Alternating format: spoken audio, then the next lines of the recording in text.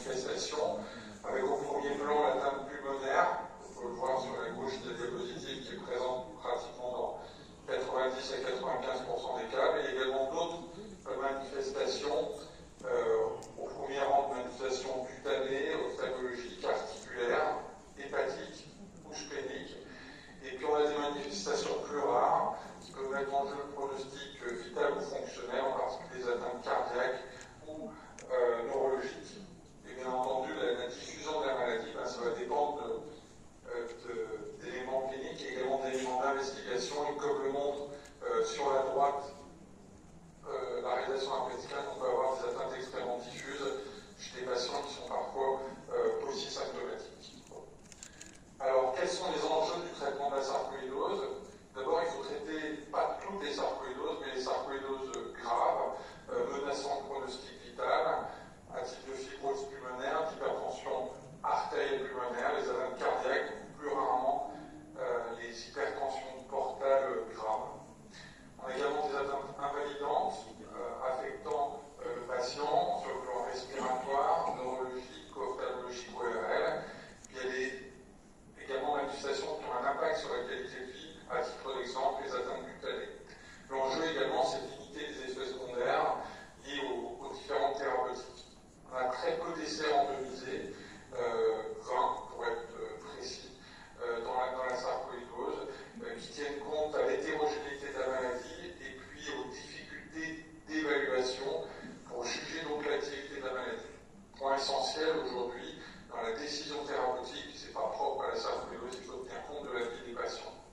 Et comme je vais essayer de vous le montrer, c'est peut-être via une meilleure compréhension de la pathogénie qu'on pourra, dans l'avenir, on peut espérer cibler le traitement à partir de dosages sanguins ou d'analyses sur le plan histologique.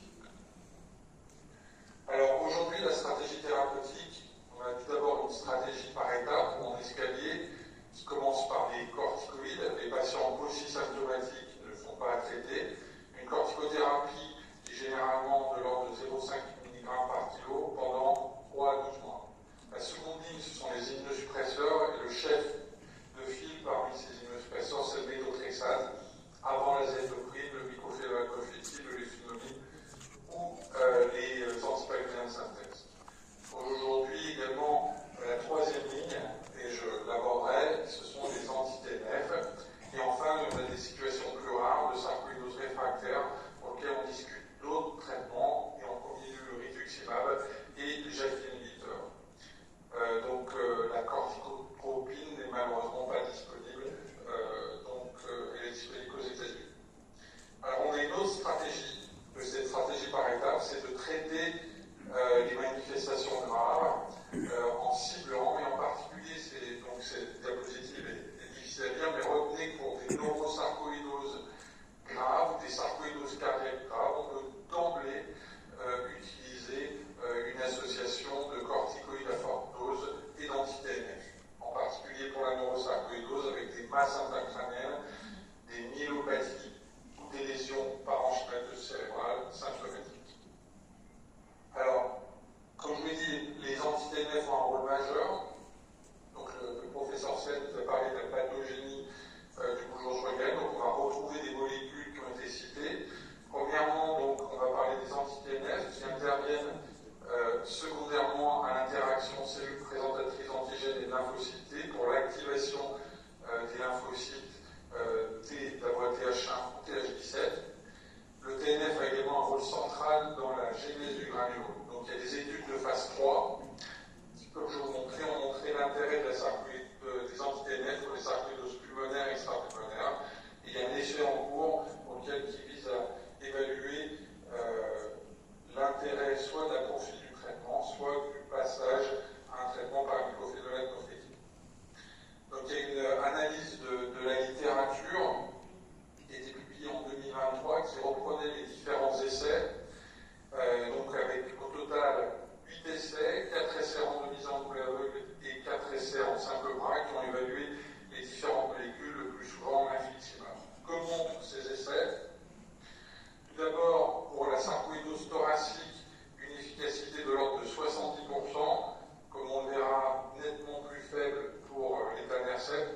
donné globalement que cette molécule n'a pas été utilisée, bien entendu, comme vous savez, dans la sarcoïdose.